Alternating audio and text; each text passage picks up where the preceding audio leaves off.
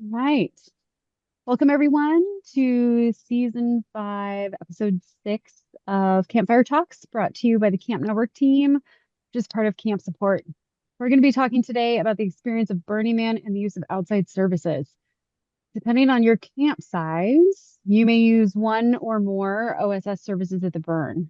But how can you utilize them better? And how can you use them while being radically self-reliant? We'll be having a moderated discussion around this topic from 3 angles. First, what are OSS services? What are some of the best practices about dealing with vendors? And how can you use OSS and still be radically self-reliant? During our discussion today, please keep yourself muted. But as you go, if you have questions you'd like to pose to our panel at any time, please put them in the chat. We will field them during a Q&A portion at the end. If you would like to participate with our camp support team in the future, please fill out our volunteer form.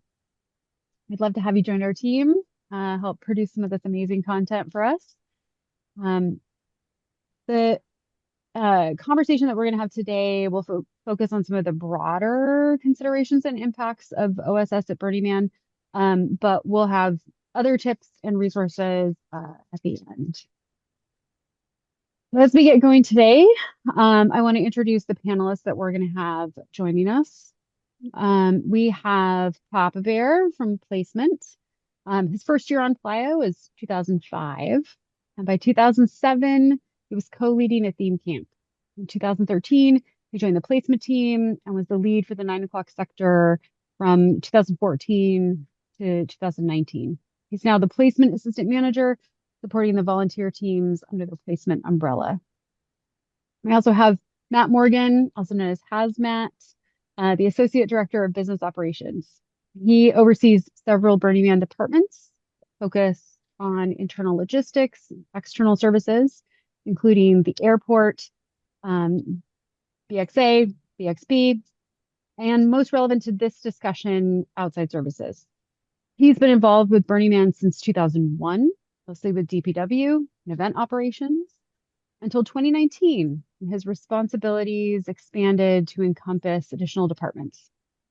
He camps at Lazy Girl, which is a pod in the DPW ghetto staff camp. I'd also like to welcome Brianne, who is our business relations manager and facilitates the outside services program, working closely with the vendors who do business with participants, theme camps, and art projects. She's been going to Burning Man for 16 years and working for the man for 14 years. Before she started working, she camped with Nasty's Dive Bar, where everything was a communal effort and there were no roles. Now she camps in a staff camp. We also have several theme camp organizers, people representing camps with us today. We're going to be talking with Jetpack Joel, who's the TCO and founder of Future Turtles, an anchor camp in the 730 Clearborhood, and he's been burning since 2018. We've got Peter Blitz, who's the creator of Shutter Buggy Art Car, a mobile photo booth in the shape of an antique camera. He's also the camp lead for Camp Shutter Buggy. Off Playa, Peter is the director and founder of the Egg Arts Foundation, teaching burners how to build interactive art year-round in Vancouver, BC. Matt Bell is from Seattle, Washington, and is better known as Good Karma by the Burning Man community. He started the Black Rock Piano Lounge in 2016 with a goal to bring live music and musicians to the playa. In 2018, he built Melton John, a 2-story piano lounge, which is driven by a custom chopper on the front. Good Karma is still the orchestrator of all things at the Black Rock Piano Lounge, and yet still can't play the piano. Mariana is the current Barbie Day Spa camp lead, former costume cult camp lead, a former NYC container community service lead, and has burned since 2012. She's an administrator at Artist Spark, an arts-based nonprofit organization. And last but not least, we have Terry or Turbo on the playa, who's co-lead of Beverly Grills. They are a theme camp focused on hospitality, gifting grilled food and hosting workshops with live and electronic music performances and visual arts displays daily and nightly. Warm welcome to our participants for our panel today. Um, and as we start to get into our conversation, just a reminder for our attendee participants, if questions come up for you that you would like to pose to our panel, please add them to the chat. And as you are coming in, please put in the chat your real name, playa name, etc., all the names, what camp you come from, and where you're calling in from today. So I'd like to bring up to our digital podium Brianne, Hazmat, and Papa Bear. And we're going to talk about the perspective of OSS and placement. Hi. There's a fine balance between bringing everything ourselves and sourcing some resources for our camps through OSS. This is something that the org recognizes and has allowed a limited set of services to be provided. However, these must be purchased in advance, cannot be acquired on the playa. And I want to dive into some of the details of this a little bit more. So to help us make sense of this, Brianne and Hazmat are going to start us off. Please share, Brianne, Hazmat, a little bit about your role and how you think of conceptualize OSS for us. Sure. I guess we'll go ahead and start. I've been with the organization a long time, as my the intro said, and I believe the OSS program started in 2012. Maybe wrong on that, but I think it's 2012, and it was started by Harley Dubois, who is one of our founders. And I have been involved in the event side of logistics, dealing with vendors who come in, like our power providers, are the people who do, various things for us to make the event happen. Uh, and it had continually been my work had continually been running afoul with this other stuff that was happening out there. And so my personal experience with the pre-OSS days is that there was just total confusion, down to if somebody was using the same vendor that we use, say for our powers, most simple example, that vendor in those days didn't know that there was a difference between BMP, the org, and a camper. And then like I would get sucked into trying to get their bills paid, and like that's just from my perspective. There's a lot that was happening back in the early days, and why we started this. And one of the main reasons why we started this was quite honestly to alleviate the problems that it was causing us to kind of have this wild west willy-nilly, laissez-faire capitalism out on the playa. So that's my memory of the inception of the thing. Papa Bear, Brienne, you want to add anything to it? Yeah, so I my previous employment with Burning Man, I was part of the gate perimeter and exodus department, and so I ran point one for 10 years. And um, the things coming in before there was an outside services program, it was very unorganized, and nothing was accounted for. And so once we started the program, it became much more organized, and slowly over time, we only have certain vendors who are only allowed to bring certain things, and it's much better the way it is now.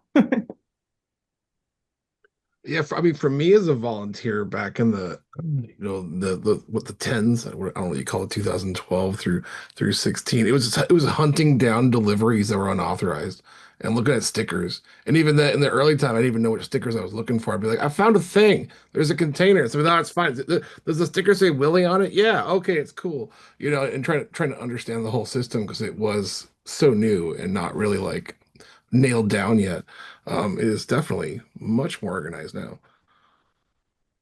So it sounds like a lot of our current utilization of OSS as a community came from uh, an element of Wild West chaos and trying to provide some organization and a recognition that these providers were filling some type of need for burners, and there's probably a way to do this that is best for Birdie Man organization and for participants in a way that then makes it easier for both sides.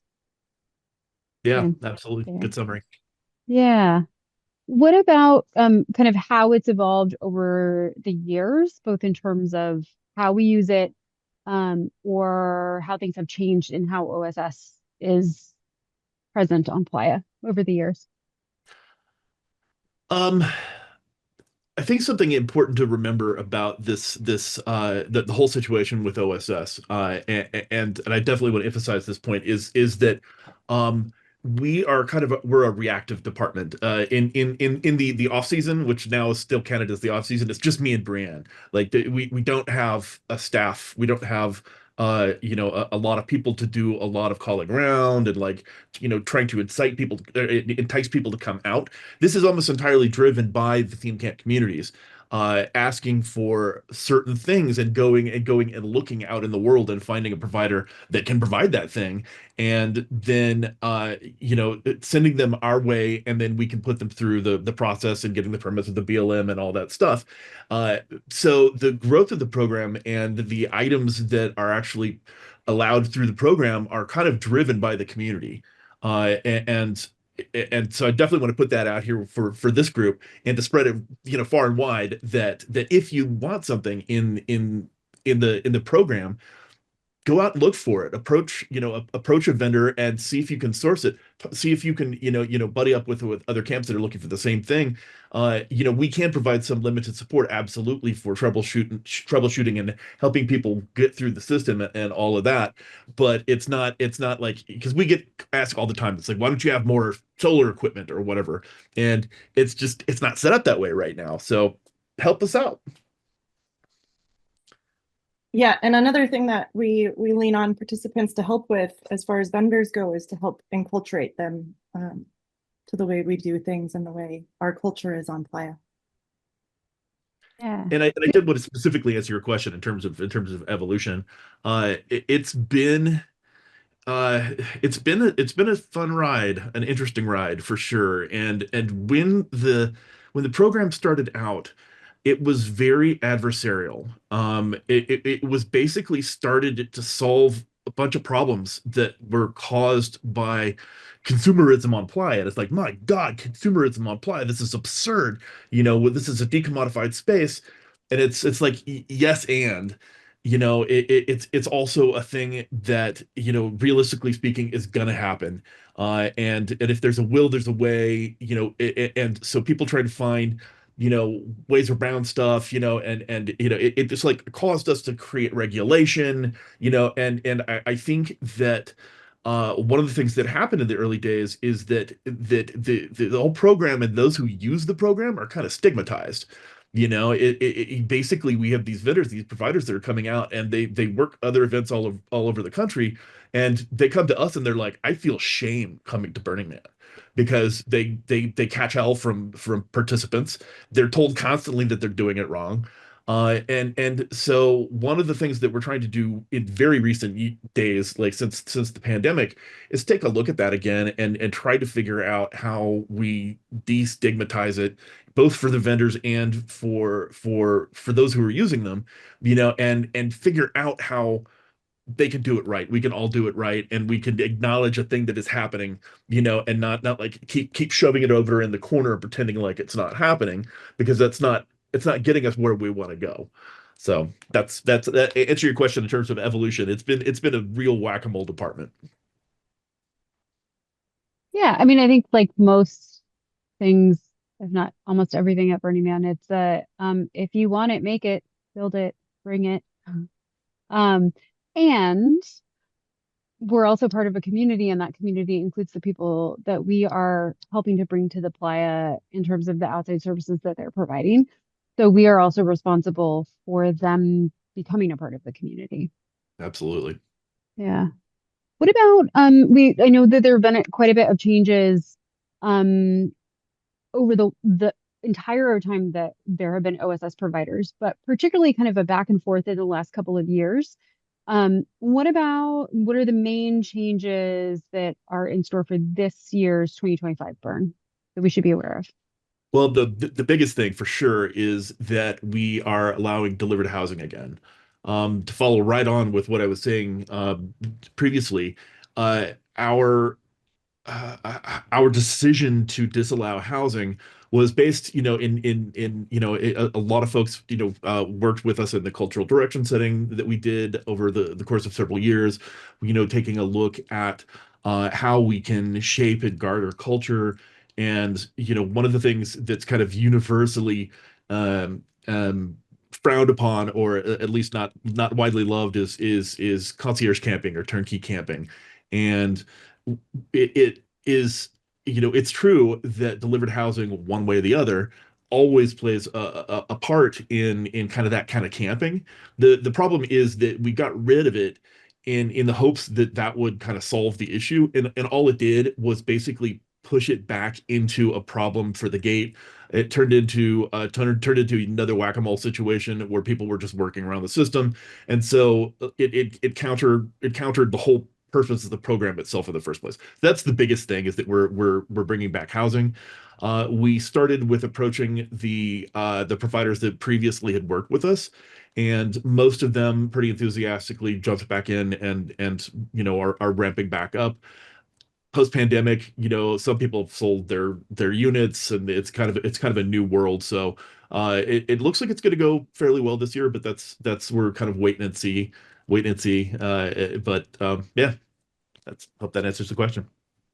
Yeah. A big one for me, though, bringing back delivered housing, is the aspect of safety, and that there were so many people that used to rely on getting an RV or a trailer delivered, and having those people on the road who are not used to driving, say, a Class A motorhome or a big truck pulling a big trailer, is dangerous not only for them, but it's dangerous for everybody else on the road. So it's important to me, to get those people off the road. Yeah, thanks for that, Matt. I want to throw in, I think when we first started talking about disallowing housing, one of my things was my mom was coming to Burning Man at that point in time with me, and she was getting older and driving this big RV, and I was being like, I'm gonna need to. But what about the elderly or people who can't drive one of those because of some other physical thing, and I can't find a friend, and I will still want them to come to play, and how do we set that up? And that wasn't really a good way to deal with that kind of nuance. So hopefully those people are able to get their housing delivered, and we can find that balance of what's too much housing and what's the right amount of delivered housing to avoid concierge explosions while still making it accessible to everyone who wants to come and is doing it right. Mhm. I mean, this seems like a big theme of OSS overall, which is how do we balance true valid need with some of the challenges that are posed by principles and our community norms around um, how do we still encourage self-reliance, but how do we also meet accessibility needs and safety needs, and trying to find some balance in a situation that's really imperfect. Yeah. Cool. Well, thank you guys for that, especially the history about OSS. I want to shift this a little bit. I'm going to put Papa Bear on the main spot here, because I want to ask about how OSS, if it does, affect placement. And how does OSS work, particularly with placement, like thinking about how it plays into hubs and the evolution of that program? Yeah, I mean, I think on an individual level, OSS doesn't really affect your placement or location particularly. We have a few things that we go through the petrol program, like if you have a lot of fire effects, propane can only be delivered to certain areas in the city, and so therefore there is that aspect of we have to place you in a spot where you can get propane delivery if you need that. We do try to cluster fuel camps together to make it. That's a new thing we're doing with the petrol program to make efficiencies happen. So for some of you who had fuel a couple of years ago, it was hard to get fuel for 1 year there, and people were pretty upset. So now we're really trying to make sure those camps are closer together or sort of clustered about, which helps petrol meet camps' needs much faster, and we can avoid those issues of like not getting the fuel that you need when you need it. But that's about the only thing we look at. Outside of that, all the non-Burning Man project vendors who aren't petrol, we don't really look at like do we need to be RVs need to be near each other, or does the power need to be near each other too much?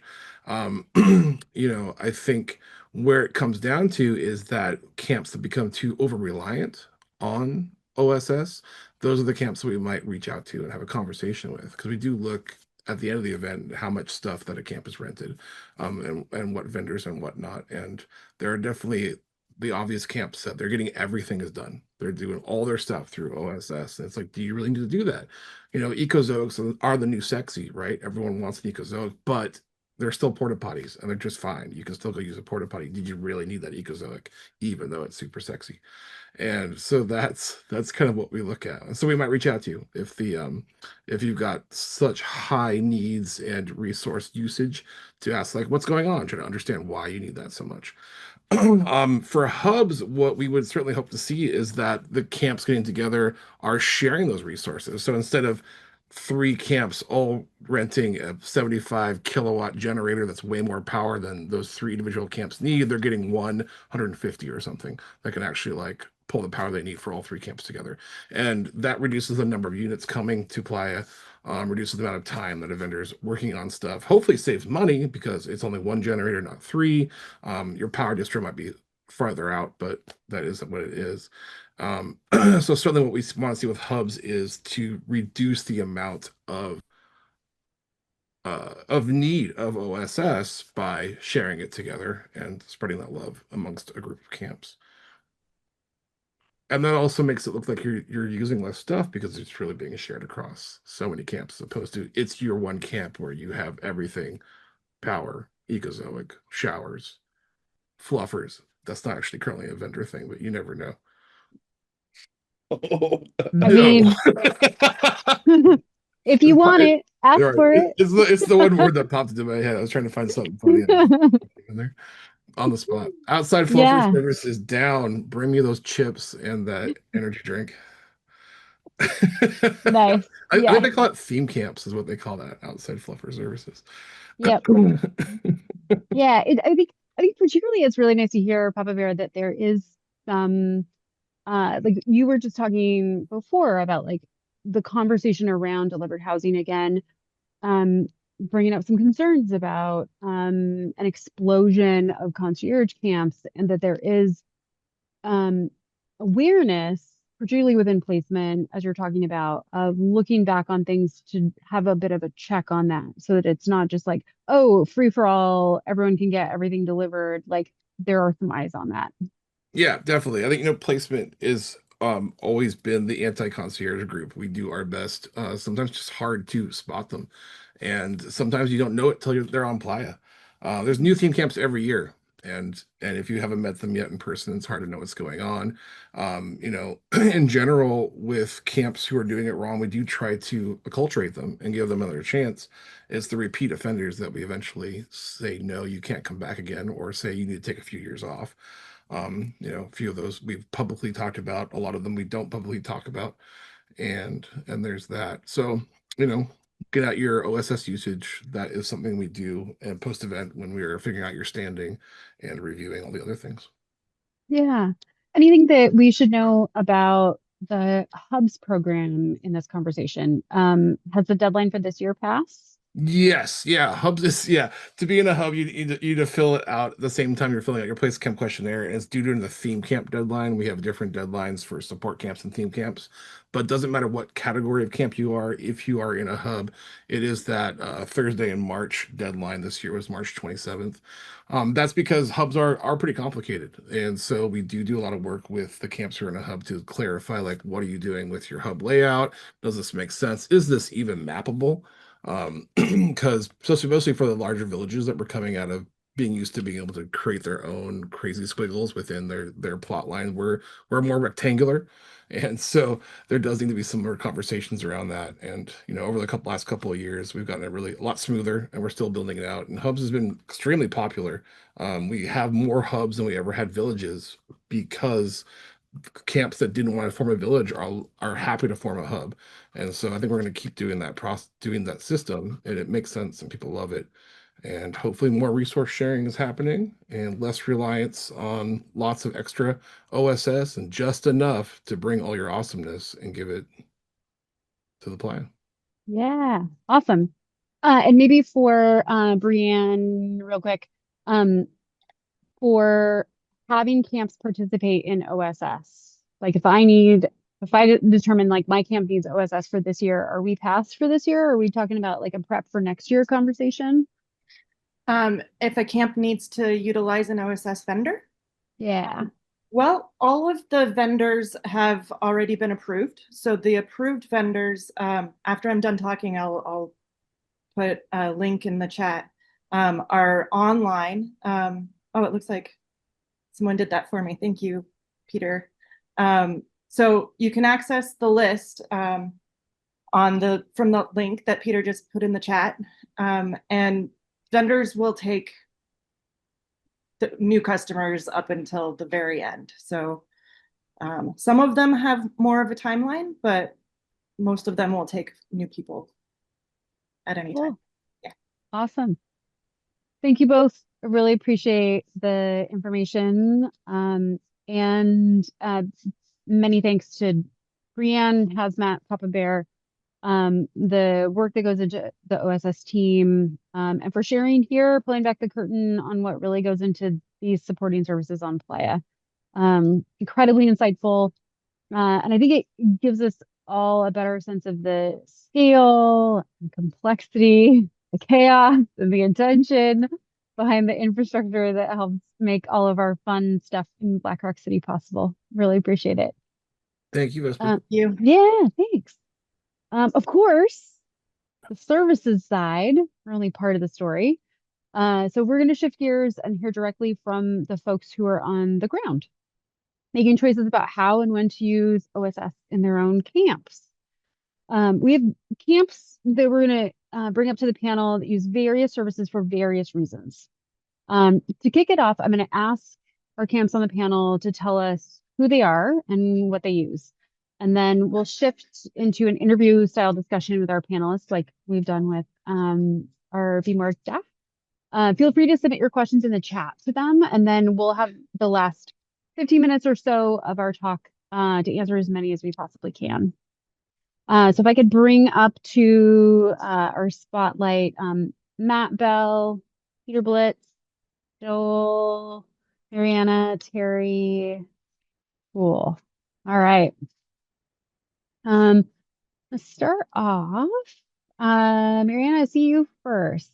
Tell us about who you are, who you're with, how you use OSS.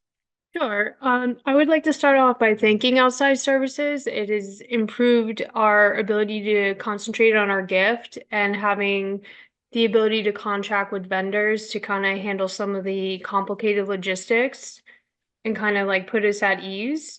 And so we could focus on why we really go to Burning Man instead of worrying about how we're going to drink water or, something benign like that. So we're thankful for the program. My camp we do potable water, we do gray water removal, and we also do trucking. We have a 20-foot container that we get brought to Playa, and we've contracted with United Site Services for 2 porta potties. We are a camp of 75, and that's pretty much. We also do health station propane because we're gonna run about a little bit more than half of our generators on propane this year and kind of get away from gasoline. Cool. And Barbie Day Spa. Barbie Day Spa. Yeah. Awesome. We're also part of a hub. And so we're sharing a lot of these resources within our hub, and we're super fans of the hub system. It has allowed us to put our resources together and take a lot of smaller groups and form a larger interest in resource sharing. And this is going to be our 2nd year hubbing. Fantastic. Fantastic. Terry, should we come to you? Sure. Yeah, tell us Yes. about yourself, your camp, and what you use from OSS.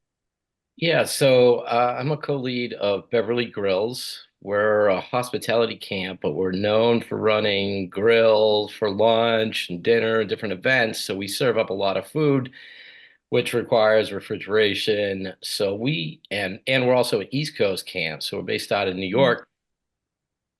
So we have a bunch of logistical challenges that outside services help us with. We do storage and transport, so we have a 48-foot trailer that gets dropped every year and it keeps all our gear just outside Black Rock. We do water, we do gray water, and we also do like power and fuel through health stations. So um, I don't see it's a core for me. It's a core for us. It's like a coordination thing. We need these things to pull off what we're pulling off and to survive.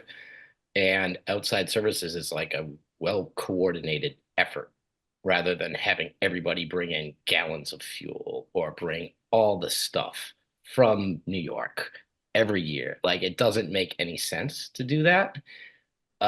So I think and for a lot of reasons, it makes a lot of sense to have a coordinated effort like outside the different outside services. Yeah. Awesome. Thanks, Turbo. Peter Blitz, Thunder Buggy. Hello.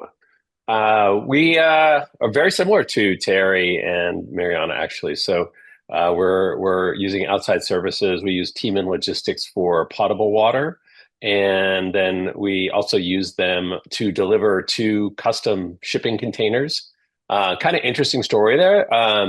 We had them customized right when the Burning Man container program started, and they decided they weren't going to take customized containers. So we were really lucky to have a vendor to allow us to store and then deliver the containers to Playa because we can't use the Burning Man system anymore, or we never could. And then we also use United Site Services for gray water. They deliver the tanks and remove our gray water at the end. Sustainability is a really big thing in our camp. We're all 100% solar power now. We're about a camp of 40 from mostly from Canada. And so we are running two art cars, the Shutter Buggy you can see in the background over here, and then our new car, the Sweet Ride. They're both electric powered and solar powered. And so that's a big part of it. And being from Canada, we don't like being warm. So a big part of our camp is that on our big shade structure, we are also an RV free camp. So we've got a big shade structure with about 20 tents in it, and it's cooled on both ends by these giant swamp coolers, and they use a lot of water. So outside services for us is a really important part of our environmental systems in our camp, keeping everyone happy and cool and without having to use RVs and no air conditioning units at all. It works amazingly well. So that's kind of our OSS story. And I am also extremely grateful to everyone for allowing those vendors in. It's really made it possible for us to do all this. Awesome. And Jetpack, tell us about Future Turtles. Hi. So we're a camp in the neighborhood that's been around for not that long. 2018 was the first time we came to Playa. And we're trying to keep it at about 40 people. And so most of our objective with every decision that we make for the camp is how can we do more with a smaller number of people. So for example, we started using OSS delivery services because that way nobody had to rent a truck. We didn't have to load the truck in San Francisco from some storage facility, like and drive it halfway across the country. We didn't have to have somebody drive it, figure out how to drive a 24-foot truck and figure out where to rent that from. And that just gave us more resources to do more with less so that we could keep the camp size kind of comfortable. A lot of people from our camp also come from outside of the Bay Area where they can't really drive in to Burning Man. So I want to bring in another thing, which isn't really an OSS provider, but is similar, which is the Burner Express bus. Has a charter program where you can charter a whole bus. And we actually do that. We have to share the bus with our hub neighbors.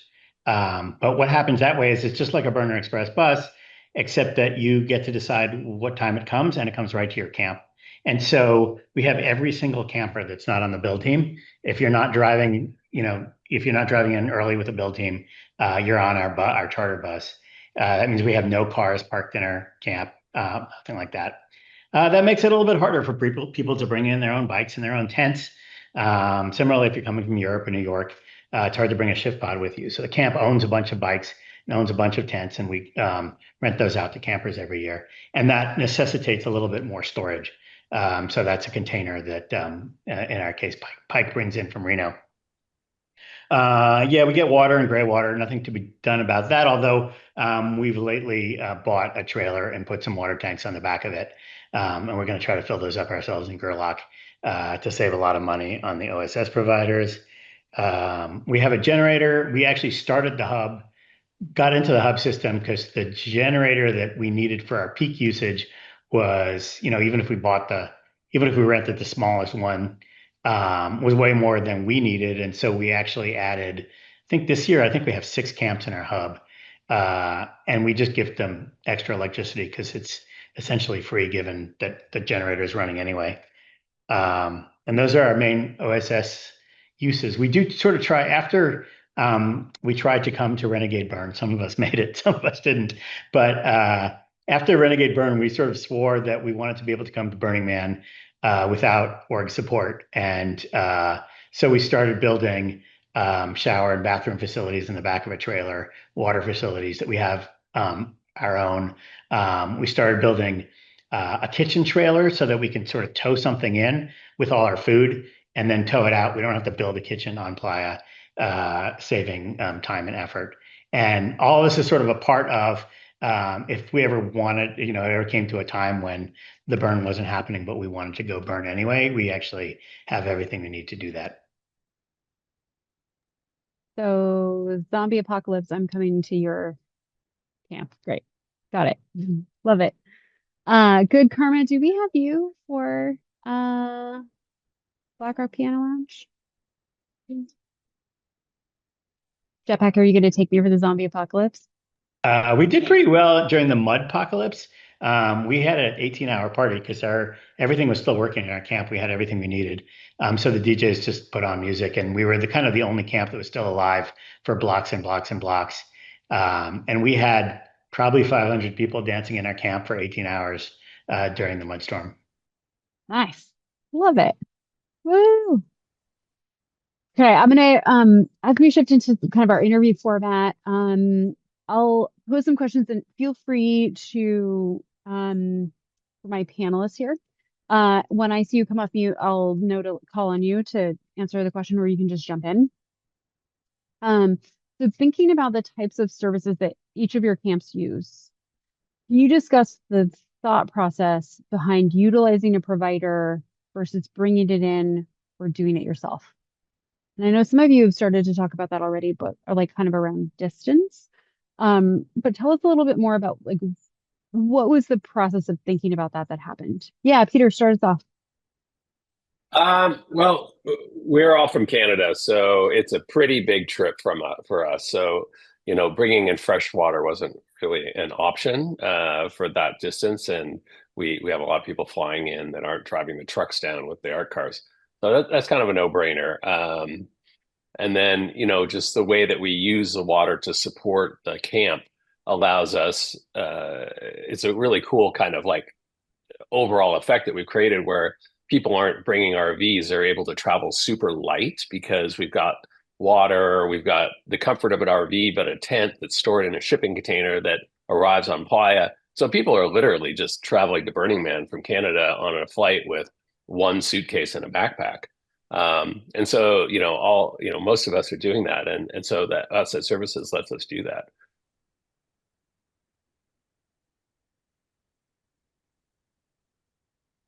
It's like Terry, yeah, Terry, for you, you also mentioned distance, like coming from New York, that was a big, bringing a lot of that infrastructure is a huge challenge.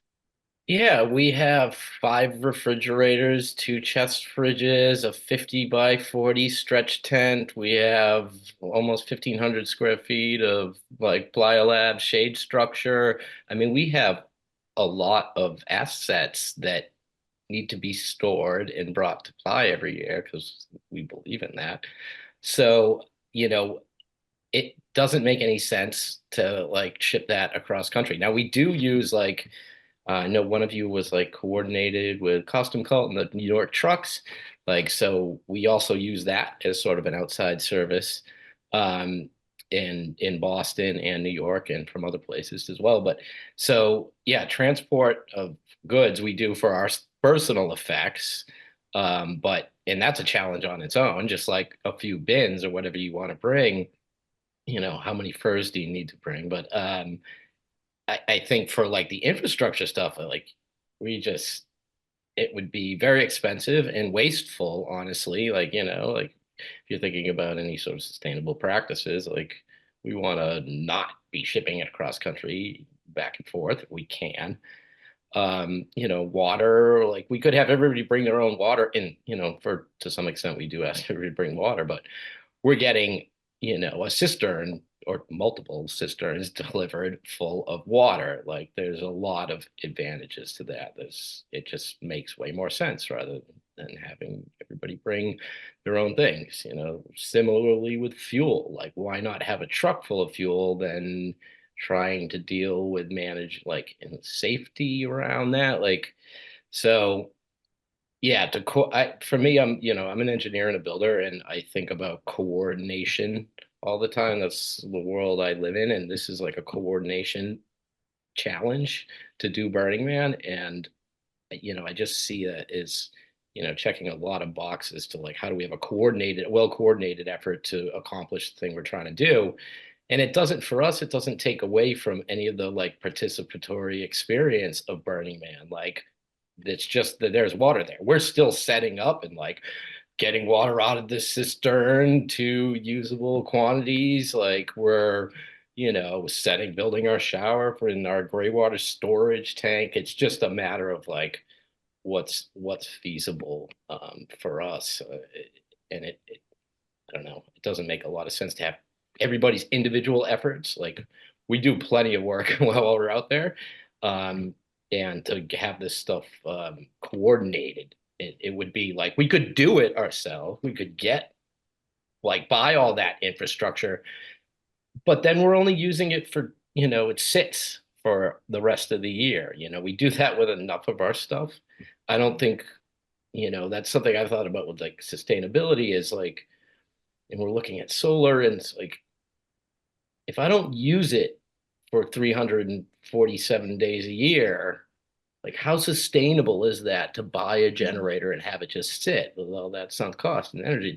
That doesn't make sense. So having like the power for outside services means that we can use a generator for the 2 weeks that we're out there, whatever, 12 days that we need our generator, and then it can be used elsewhere. And that seems like a much more practical and useful and sustainable kind of practice. So Yeah. Yeah. Mariana, I saw you come off mute. And then good karma, I want to come to you after Mariana. I just wanted to chime in on the more philosophical side of like how much is too much and what is too less, and where do you get into like shaming camps for using outside services for too much. I think it really has to do with your own ecosystem and how your camp chooses to burn. And I've had varied experiences in the different things that I've led. My one camp, we use every possible outside service that there was. My current camp, we don't. And it doesn't make it right or wrong, but I think the real question for us is as we grow, we're reaching those limits. We're bringing in more things. Like this will be the first year that we have a porta potty. We vow as a camp that we're never going to have a kitchen. We don't go to Burning Man to eat food. Eat your Chef Boyardee and get out there and participate and like have fun. So, but that doesn't mean that's for everybody. That's just for us. We have a microwave. That's our kitchen. But everybody chooses differently. And for some people, food is love, and that's part of their gift. So you have to let them do that. But for our camp, it's not. We do other things. And that's all I just wanted to say. Yeah. Yeah, Jetpack, jump in real quick. I see you wanting to respond to Mariana. Yeah, one thing I think if there's anybody in the audience here who's considering using an OSS provider for something and and a lot of the discussion here seems to imply that in some way that's making you a little bit less self-reliant. You're actually going to be responsible for something that's a lot more complicated than you've ever dealt with. So if you used to deal with those Honda 2000 watt generators, they're awesome and they're easy to deal with, and you learned how to deal with that. And now your camp is growing and you've got a sound system and a bunch of air conditioners. And so you want to rent one of those big 50,000 towable, whatever, blah, blah. And somebody has dumped one of those things on camp. They're not operating that for you and they're not with you 24/7. And when that thing runs out of oil, or when the air filters get clogged, or the radiators go out, or your distribution system goes down, or the GFCIs break because you set the voltage too low, that's on you. And your generator vendor is nowhere to be seen.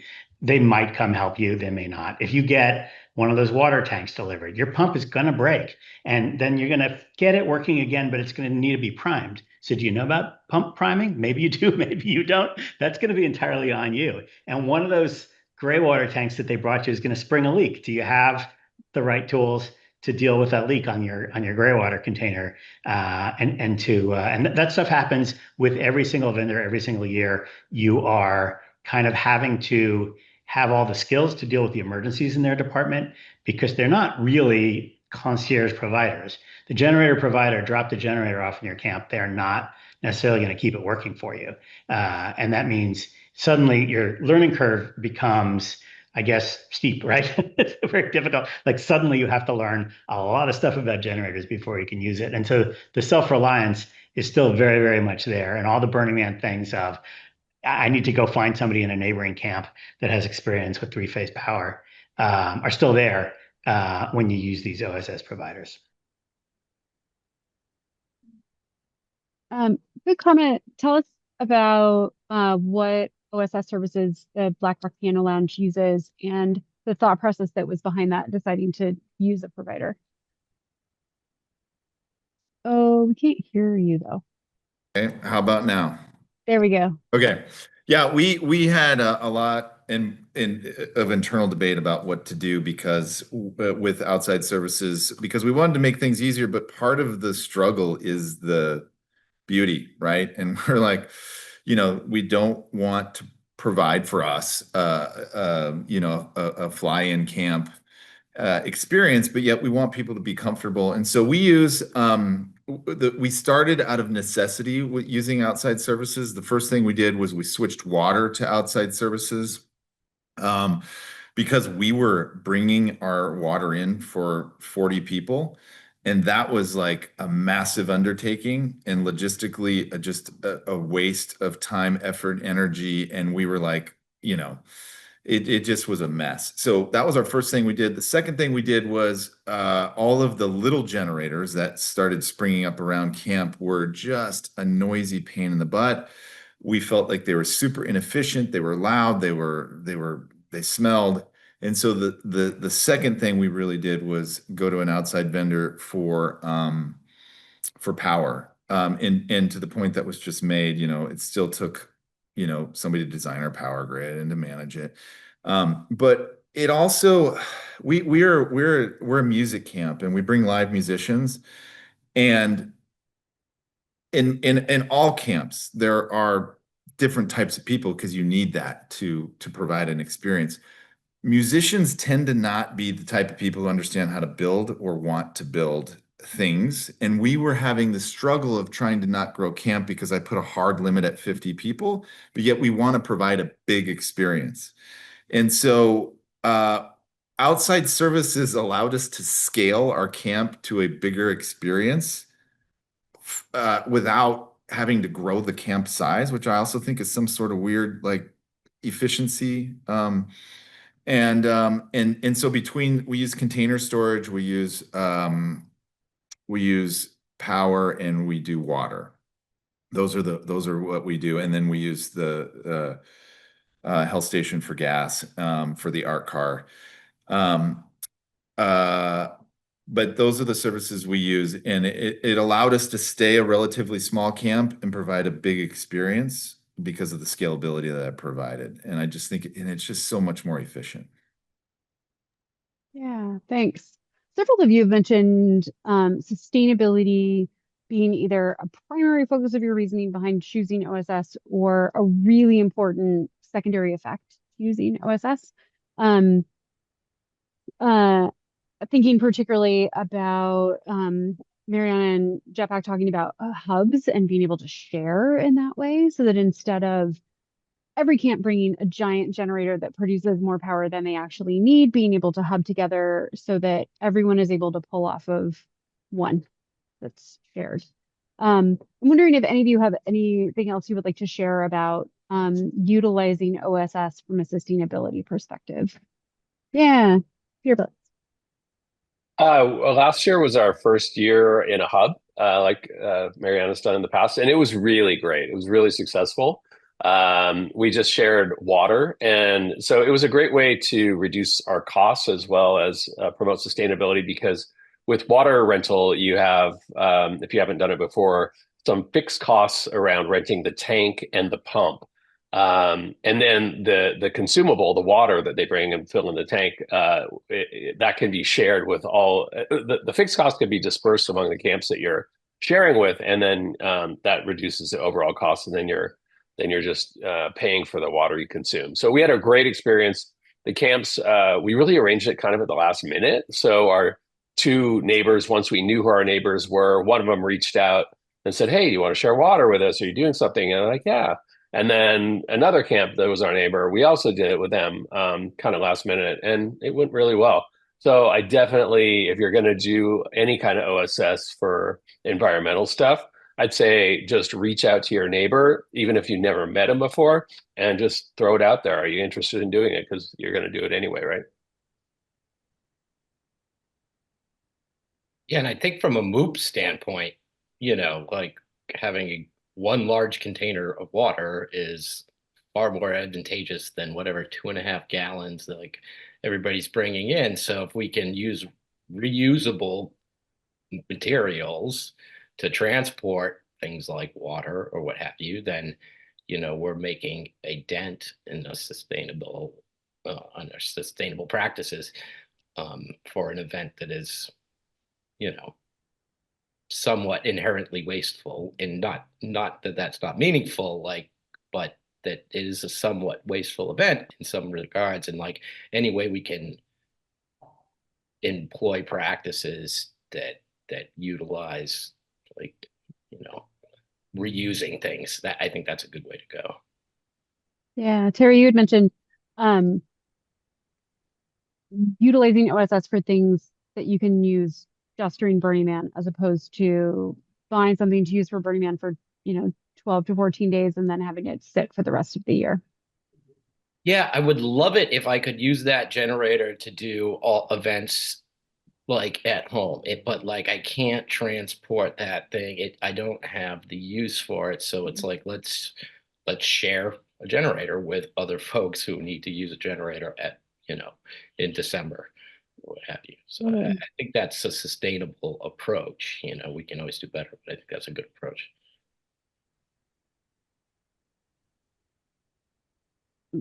Terry, you also just brought up cost. And I want to ask this of all of you. There are obviously costs associated with using an OSS provider. How does your camp handle that? Um, is it part of camp dues? Is there another type of fundraising? How do you handle the costs that go along with this? We handle it through camp dues, and we take polls within camp if we were going to add a service that, like, for example, this year we added porta potties, but it was a camp discussion first. And I would say 80% of the people were on board with it, maybe 85. And so we're going to go ahead and do that. And the concerns of the other 15% were heard and they will be addressed. And that's how we dealt with it as a camp. But everything that we do is through camp dues. We're a small group. We don't really have fundraisers, and we definitely don't have any access to like grant money.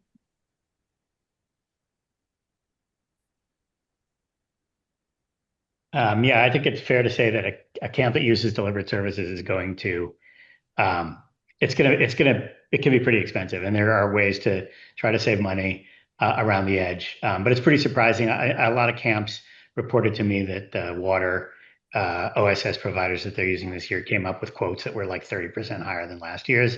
A lot of times we hear that the generator prices just keep going up 20% a year. My vendor doesn't do that, but some of yours may. And a lot of times it's because they're just so sick and tired of the difficulty of working at Burning Man. Like the vendors come back after a season of Burning Man and say, like, never again, unless I get, 30% more money, I would never deal with this situation because of whatever, 0.1 or something that happened to them. It's going to be more expensive. In our camp, you first of all, you have to have people in your camp that have sort of selected to be there based on the level of amenities that are provided by the camp versus the level of amenities that they have to bring in on their own. There are definitely camps where everybody drives in, brings their own water, brings their own tents, and brings their own bicycle, and the camp provides a camping stove that somebody donated 10 years ago.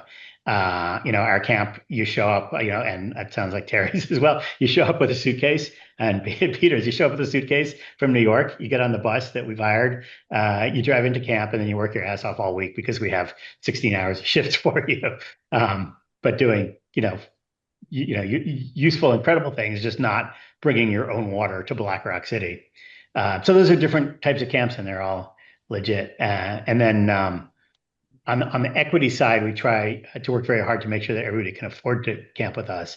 And we do that by having a very, very radically different price points for our camp dues based on income. And by radically different, I mean, if one of our rules is if you're a student or you're not working right now, it's $10.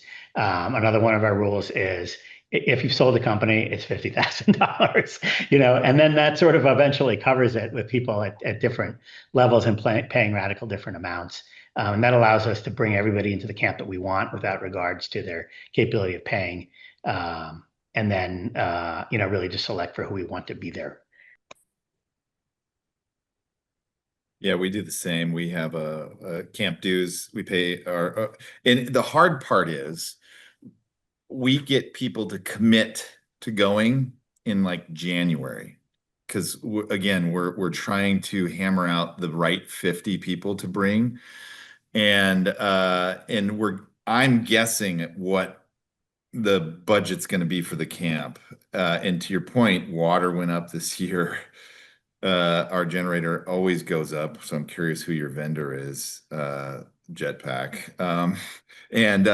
But we always just guess. And our sliding scale is we have scholarships for musicians that we give out every year.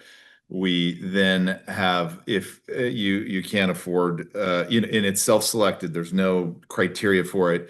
If you can only afford the base fee, here's the base fee. If you can afford to be a supporter of the camp, it's twice that. And nobody likes to talk numbers, but we're all honest here. I think our fees are 0, 600, and 1,200. Yeah, pretty similar. That's what most people are paying for us too. A lot of camps that they're like, oh, we want to have graded fees, and then it's like 500, 550, and 575. But I think they may be underestimating how much some of the more well-off campers are able to pay, and they also are overestimating, what it takes to kind of bring the next generation of college students and just out of college to Burning Man, who can add a lot to camp, but they just don't have that kind of money to spend on vacations. Jetpack, who do you use for your generator? Oh, it's a generator. What? A lot of people know Daz from he's been a theme camp guy and an art guy for a long time, and he has a little generator company called Generator World, and they do about 10, 15 generators on Playa every year. Oh, okay. They're awesome.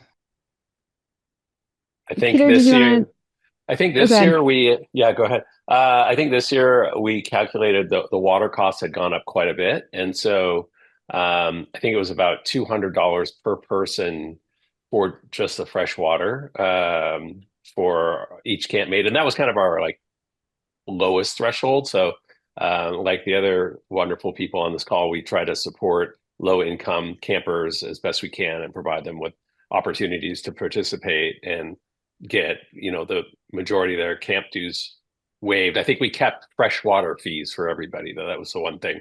And so we have opportunities for them to like drive the trucks down. If you drive the trucks down, then your camp dues are comped and stuff like that for people that need it. But yeah, the freshwater costs had gone up quite a lot. I know some vendors that had actually doubled in the last 3 years since COVID. Mm. Ours just went up slightly, but those costs have gone up significantly. Yeah, Yeah. we used to buy it for 40 cents in Gerlach, and this year the org is charging 60 cents for water in Gerlach, and I feel like that might be a bad idea because people are going to they're going to start using wells, and that water is not that good. The well water from the farms around Empire and whatnot, you can get it there for 20, 25 cents, from a local rancher, but it's not good water. So. You Or mentioned a little bit. Reno, and then you've spent all that extra gasoline to move all that water. Yeah, We mentioned. Go ahead, Terry. Go ahead before me. There you go.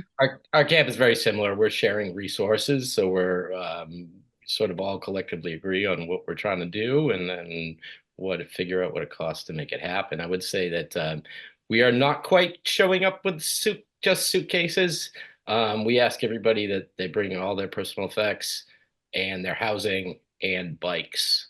So we don't provide any sort of like rental service. And getting back to the philosophical side of things, like I think about Burning Man as being a great place for decommodification. We don't want to see plug and play type camps. I don't know, it just doesn't feel right, and I think there's a spectrum, but like there's a difference between pooling resources to do something out there, and then more like on the other end is like somebody coordinating everything and sort of like renting stuff out and likely making a profit. I don't know how much that goes on. Sometimes it looks like it may be going on a little bit.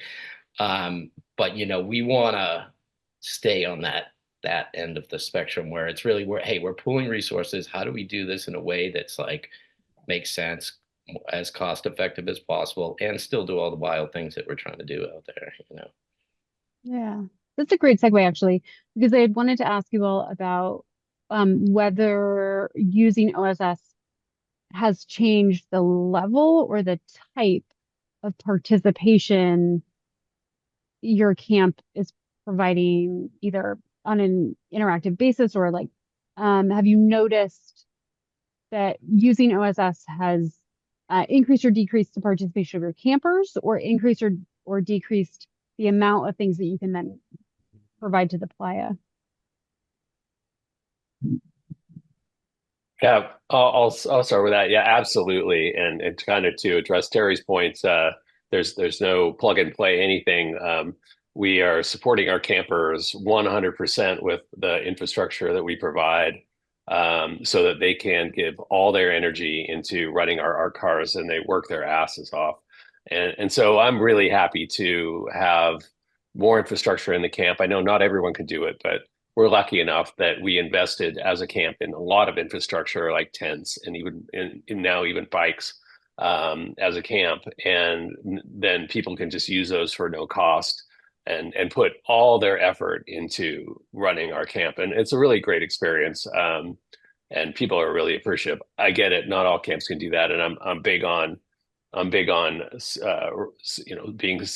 radically self-sufficient, but a lot of people coming from Canada, they're coming from so far away that it is a game changer for us.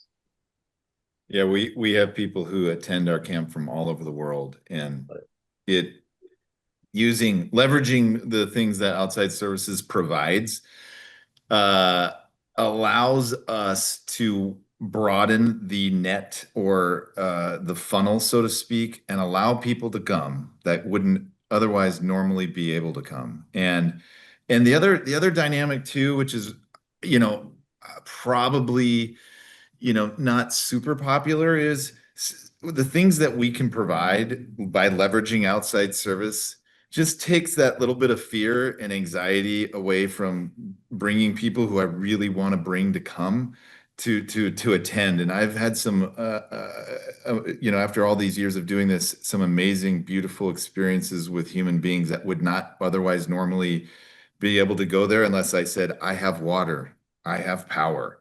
You're not going to need an AC unit. You think you do, but like, you're not really going to care about it when you're there. But it got them over the edge to come, and I think that's a great thing. The wider we can make this experience for people, the better. And I do think that is some sort of dynamic is played in there to make life just a little bit easier to get great people to come. Mariana, I saw you jump Yeah, in. I think the most beautiful thing that outside services has done for our camp, our founder, Texas Joe, turned 73 this year. He comes out of Austin. He used to pack up a 20-foot trailer, bring out our camp infrastructure. And a couple years ago, we all sat around and we said, Joe's 70 now. He can't drive across the country with thousands of pounds of infrastructure. He has to unload it, load it all by himself because we're all in New York. Let's get a container. So we did. We contract with outside services. We have trucking logistics. It gets dropped in our camp, and all of our stuff goes on that container. And Joe's no longer responsible for, doing the 1,800 miles across the country by himself. With that, because he's Joe, he's built 2 mutant vehicles since then. Like, he's freed up to like participate in Burning Man in different ways. He doesn't have to do logistics and manage all of that. So he's built 2 mutant vehicles since then. The other outside services that we brought in regarding water, nobody has to worry about that. It's increased our sustainability. We have foot baths in because we're a spa.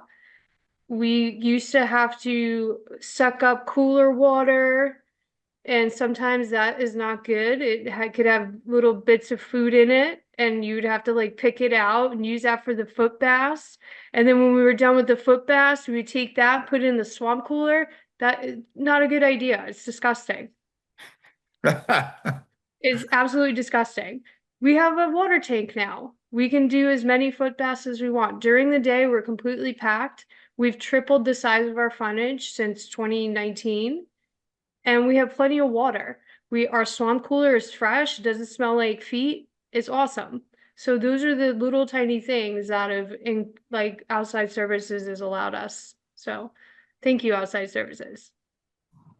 Thank you, Barbie Day Spa.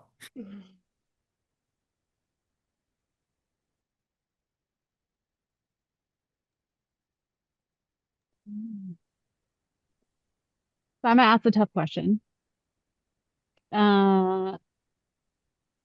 What might be the answer then that you all would give to, like, how do you square bringing in external support while still embodying radical self-reliance?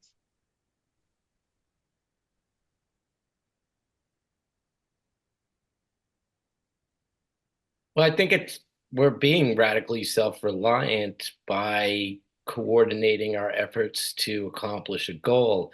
Unless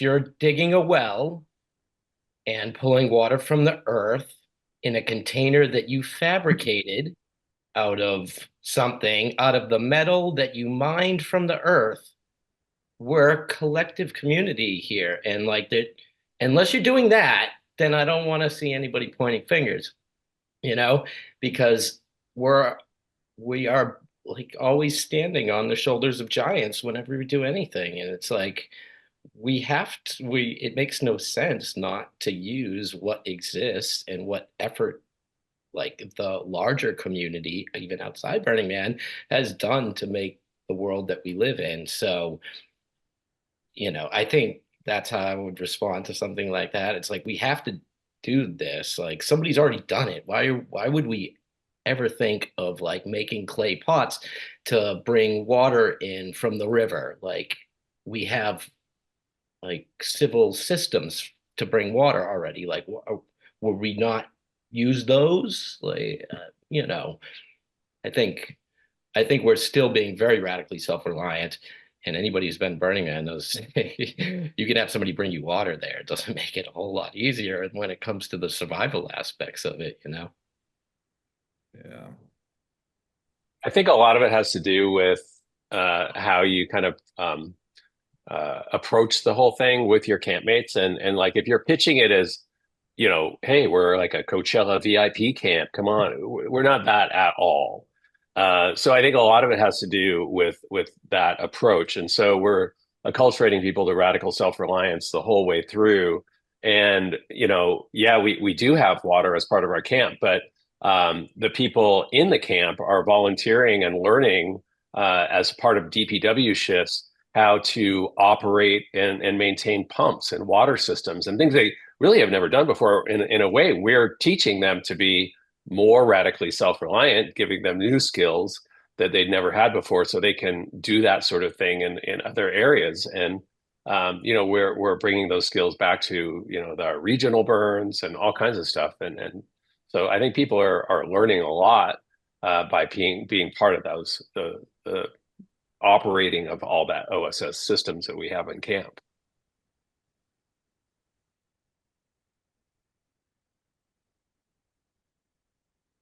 Yeah, I think just attending Burning Man, you become self-reliant. You know, your camp can be fully set up, but you go for a walk around the block, and you have to be able to solve problems. And I think, you know, I think of it as, you know, you can have radical self-reliance as an individual or as a group. You know, our group is radically self-reliant. We help a lot of our neighbors out because, you know, we are pretty good at this point at our infrastructure and our planning and our preparation and you know, we are radically self-reliant as a group. You know, we have the one guy in our camp takes care of water every year. If he was gone, we would, you know, but so it's like we all count on each other as a camp, and we are radically self-reliant as a camp. Yeah. Yeah. I think to kind of start to bring our conversation to a close, I'm wondering from all of you, what advice do you have for engaging with OSS providers and any lessons learned? One thing I noticed that I want to say is that for a lot of them, this is kind of their only business doing some Burning Man stuff. And you may be used to a certain business-like way that you deal with vendors, such as you ask them what you want and they send you a quote and you accept the quote, you sign a contract and the contract explains how everything's going to work. And then it works that way. And then they send you an invoice and then you pay them. And I think there's a lot of stuff with OSS vendors that is a lot more random than that, depending on the vendor again. But a lot of times, for example, some of the water vendors, for unexplained reasons, if they bring you more water during the week, other than the water they delivered at the beginning, they want you to hand them a wad of cash, which is, I don't know, last year it was $750 to fill up. It's probably be $1,000 this year. So you'll often be in a situation where your camp is without water, and you've actually carefully put $1,000 in a safe in here, but you're out doing a lamplighter shift, hypothetically, and they show up in the camp to deliver the water, and there's nobody is there to give them $1,000 in cash. So there's a lot of stuff like that you have to get used to with them that can be pretty friggin' janky. And we try to kind of educate them about that, but they, you know, some of them, it's a little bit hopeless. You know, another example might be you're just trying to get basic information. You're talking to 3 different people that provide fresh water, and you're saying, does this price item include the first fill of water? Or is this just to rent the tank and then we have to pay for the water on top of that? And then they send you an email which doesn't even answer that question because, I don't know, the people are confusing. So you will need to manage your OSS vendors quite a lot. You'll have to over communicate with them to make sure you fully understand what's going on. You will need phone service on Playa during build week. There is no getting around that. If you have Starlink or somebody with the Starlink, so you can email them during the week when things go wrong, that will really, really help. You're not sending somebody on a bicycle out to try to find your OSS provider in their little office where they're not even there. So the managing OSS providers can itself be a whole project.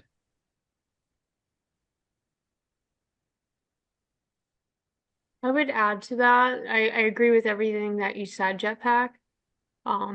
So it could be a little crazy and chaotic if you're a larger camp, maybe assigning like a vendor manager, taking that off. That's something that I don't do at my current camp, but we did it at my previous camp when we had a lot of things going on. Just with like the deliveries and everything and all the chaos that can happen with multiple vendors. What I would like to add to that is be kind. Be easy. They're dealing with, 1,000 cams, a million different scenarios. They got windows, they're trying to meet them. Be thankful and kind, and bribes go a long way. Have cash, have whiskey, have food, have swag. Invite them to come over and experience like whatever you're doing. Like be participatory with your vendors. Like they work their ass off. They're 24/7, a lot of them.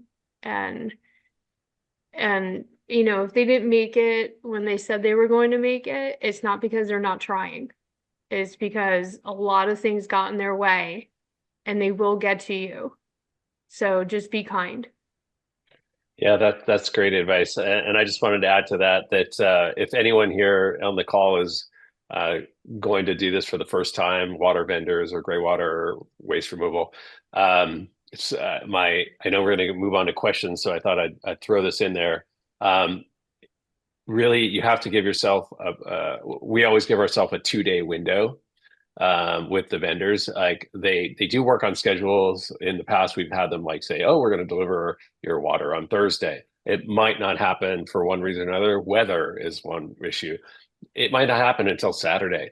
And that's okay. And we've always just sort of been very like calm and collected about it and prepared for that. So we always bring enough water, for example, for 2 days of or 3 days of self-sufficiency. And we always have, gray water backups and stuff like that. So, for us, we never wanted to get into a panic situation. We always wanted to be on good terms with our vendors and understand their challenges if they were coming up, because they will come up, just like anyone at Burning Man doing anything. They've got their challenges as well. So yeah, give yourself a really big window. That's my advice. I would just add, squash the stigma of using outside services as a bad thing. Yeah, Burning Man's hard enough. There's no awards for suffering. The more you can take off your plate by leveraging a central resource, the more you get to experience and enjoy during the burn. So the immediacy point is really valid.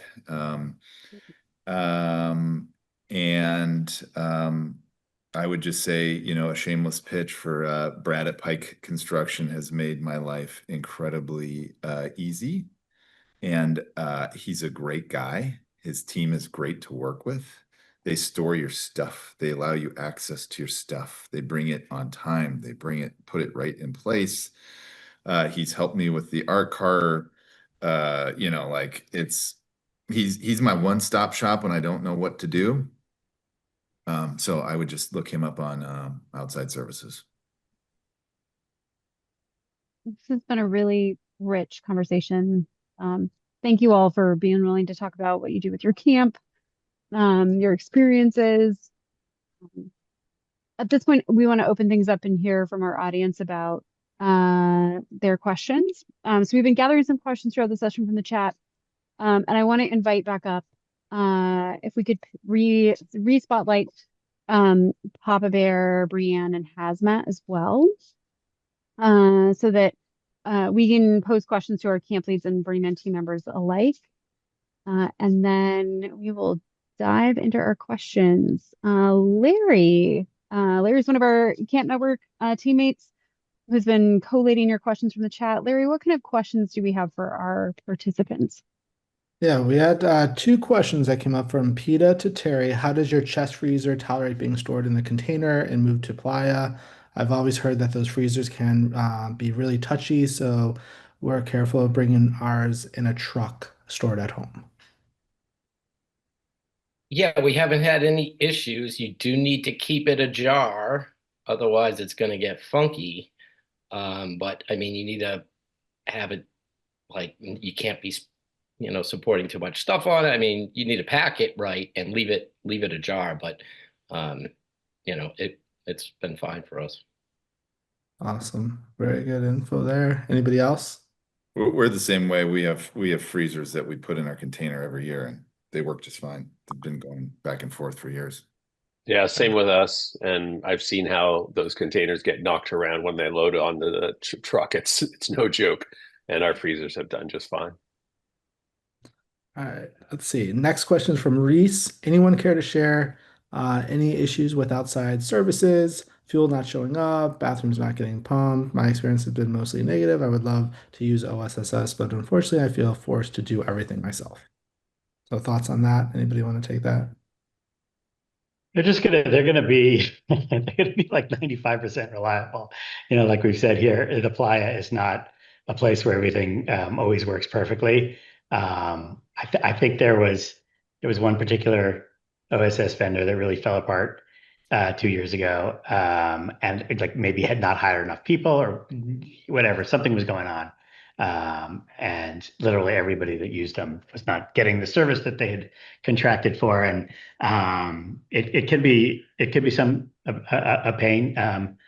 But a couple of things that I've mentioned here before, and we've said, if it's something like a generator, you really should know how a generator works. You should have access to somebody that can open up a box with a big diesel engine inside it and figure out that you're out of coolant, or figure out that the air filter is clogged. Like somebody that already has that knowledge is going to help a lot rather than relying on your vendor. The storage and moving vendors are usually pretty reliable, but sometimes they get in trouble. The trucking company doesn't deliver things on time.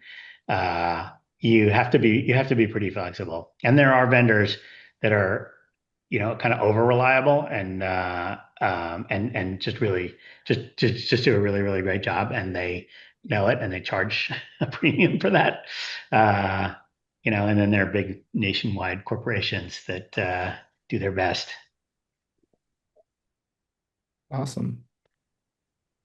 The last question we have on here is for OSS. Are there specific vendors for people who break down trying to leave Playa? So on Exodus, where to call, what to do? No, there aren't. What a lot of people end up doing is going on Facebook and finding people in the local community who maybe were already on site and can come back and are willing to help. There is a secret towing service that you can get through Playa Info, maybe, but it's like one guy with one tow truck for the whole of Playa. Yeah. Sure. Yeah. If you have Yeah. problems with your vehicle, that's a different story. But it sounds like the question is more like you're a big camp and all your friends left and you're the only one there to clean everything up. Presto. Or leave on an airplane. There's no vendor for that. Yeah. Thank you. That's It's what I happened to have, me so. multiple times, so it's a real pain in the ass. I would make sure your vehicle is as seaworthy as possible. Sometimes when you have a 30-year-old RV that's, limping its way to the desert every year, it becomes a challenge.